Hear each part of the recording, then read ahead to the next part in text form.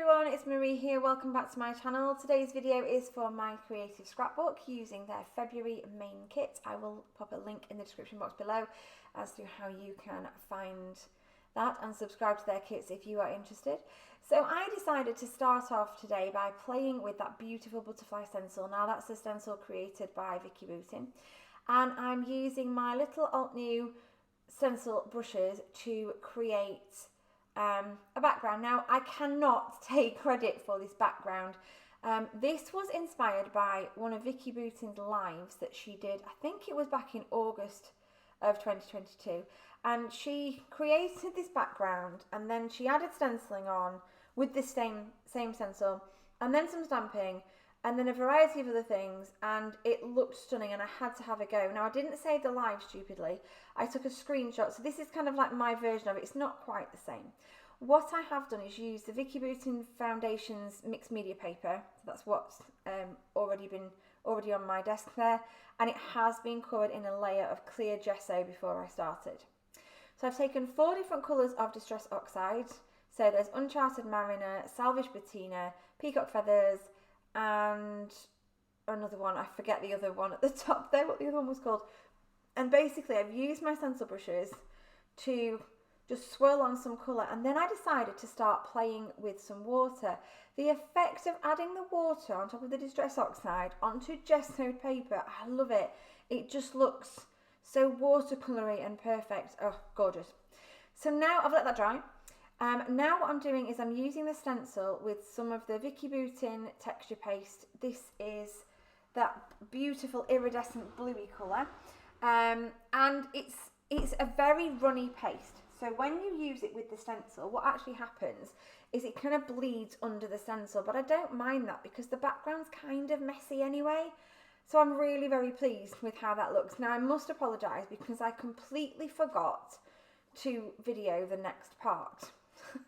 So what I then did, once that gel had dried, it's the Creative FX Prism Glaze it's called, and it's absolutely stunning. And it's all iridescent. What I then did when that had finished drying, was I added a little bit more colour with Distress Oxide on top of what was already there in a darker colour. So I used Chipped Sapphire, which is a darker colour. I then used a scripty stamp.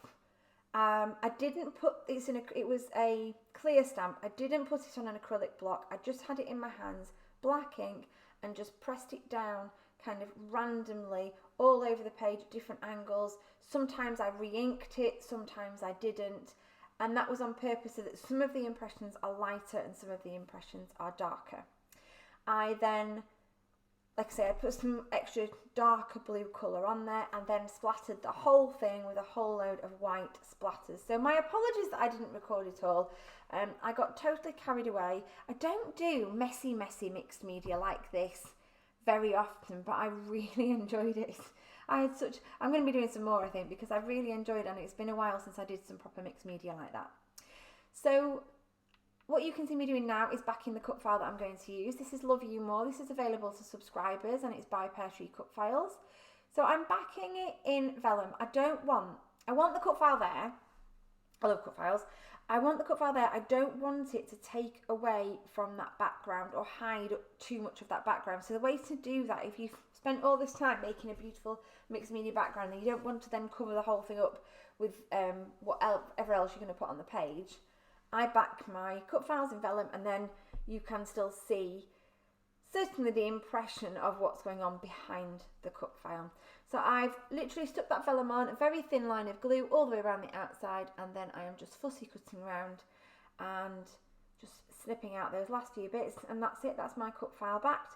Dead easy when it's all the same that you use, and you don't have to kind of do anything different for each letter, just all the same.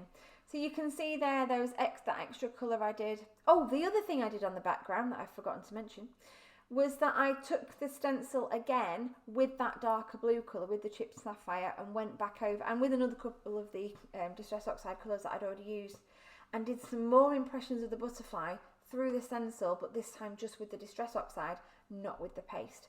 So it just gives loads of different layers of dimension. Now I know that Vicky Bootin did hers differently in her live. She did something where she took some of the colour off using a wet wipe, I think. So she used the stencil to take some of the colour off. I couldn't get that to work. Now, I don't know whether that was because I left mine to dry and then tried to do that.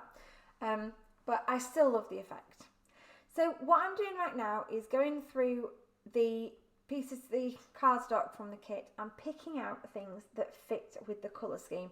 The reason I chose this bluey colour scheme was because I had seen that butterfly that you can see that I've put on the word love there. I'd seen him, and I'd been through the papers and the cardstocks, and I had noticed that there were a whole load of blues and turquoisey greens and those lovely browns, and I thought they would be perfect for that photograph of myself, my husband and my son. We're on holiday, and I just love that sentiment of sort of love you more. And it was a bluey kind of tinged photograph there, so I thought it would work well with a bluey greeny colour scheme. Now I've taken that 3x4 card from the back of one of the sheets, and I've fussy cut with a craft knife around the bottom of the tag on it, or the tab on it, so that I can tuck my photograph underneath. You'll see that in just a second. Here's all the papers that you get. I don't use loads of them in this, but I do definitely use some of that brown spotty. I could have done with about 6 sheets of that by the time I finished with this kit, because I love that paper so much. I think it appears on nearly every single one of my layouts with this kit. So there you can see, look, I've tucked my photograph underneath that little tab, and then I'm just layering those cards behind my photo. I want to give the photograph some depth. I'm not going to use much more cardstock on this layout, so I can use lots of layers there and enjoy sort of playing around with the order of the layers and how everything's going to work. Now, I wouldn't normally have a typewriter on a layout, but I just love the idea that it said noted on there. And I thought, yeah, it is. I'm just noting this lovely moment that we had together. So yeah, I like that. So that's going on there. So I have just picked out a few things that would work. There's a little word there that says fun. And then I decided to cover up that noted and have the tell the story sticker from the title sheet. They're Vicky Booting as well. So you've seen me there just pull out some dies. So I've used my die cutter to cut out using papers from the collections. I've got some of the greeny blues and I've got some of that brown spotty paper, and I've cut out a whole load of different leaves and butterflies using some generic leafy dies. I think these are Sizzix ones, to add an extra little bit of kind of floral elements to the page. So I'm just now going to play with the layering behind my photograph and make sure I'm happy with how everything's fitting together. Now you'll see that little tag that I've fussy cut out from the back of one of the papers. That's tucked in there, as you can see. It's not stuck down. The idea is that that is removable, and that's going to have my journaling on, and I'm going to be able to pop the details about this particular day on that tag and pop it in and out when I choose. I didn't want the journaling on the page. It is busy enough. But that tag will come in and out. I do play around with the positioning of things, as you can see on this page. So the photograph started a little bit higher up. It's now come a little bit further down and to the left of the cut file, but that's where it's going to go now. So I've just put a little thin line of glue in various places on the Love You More, back of the Love You More cut file, and just pressing it down best I can. If it needs more glue later, I will go back and add a little bit more glue on, but for now it's stuck really well.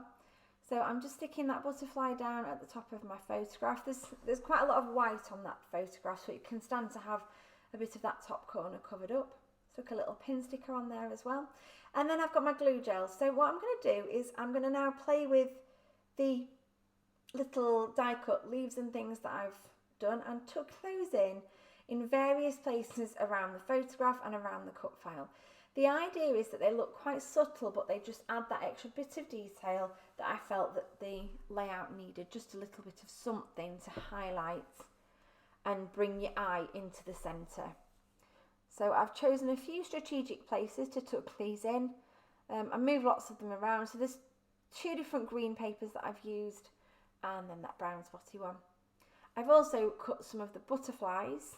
A little butterfly die. I've cut some of those in vellum as well, just to give a little bit of a softer effect. I'm using silicone glue gel here to stick my leaves down. This gel is dimensional, so you put a blob of it underneath and it dries. You can then move it around and position things where you want, but it dries in a kind of a solid blob so that it gives that dimension underneath, but it allows you to be able to kind of really position things how you want them. So I love silicone glue gel, which is why you put it on with a little syringe. So popping on a few of the butterflies now. And then off camera, because again, forgot to record, I do add some little gold dots from the sticker sheet. From the titles sheet. There's some little gold circles on there, and I stick a few of those on. But I think that's just about it. Here's me with my journaling. What's really funny is that I think I get halfway down and couldn't remember where we'd been, and I had to look it up where we'd actually been. So I stopped here because I knew we were by the side of a lock, but I couldn't remember the name of the lock, and I had to go and have a look to see where we actually were.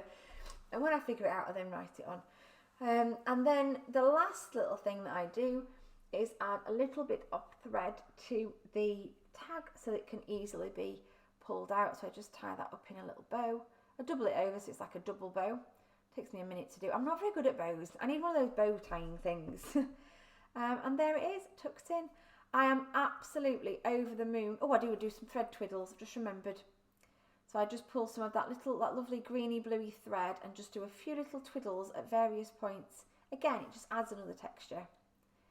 I'm absolutely over the moon with how that looks. So there you go, you can see all the detail now because there's little gold dots that I've added on as well. Thank you ever so much for joining me today. I hope this layout has inspired you. Have a look in Vicky Bootin's Facebook group back to last August if you want to see her make the original of that background. Oh, so much fun. Please give it a go. And have a look in the description box below for links to my creative scrapbook and for Peartree Cutfiles, which is where the cut file came from. Thank you ever so much for watching. Please subscribe to my channel if you don't already. It would mean the world. And follow me over on Instagram at Peartree Papercrafts and at Peartree Cutfiles. Thanks so much, very much for watching. Bye for now.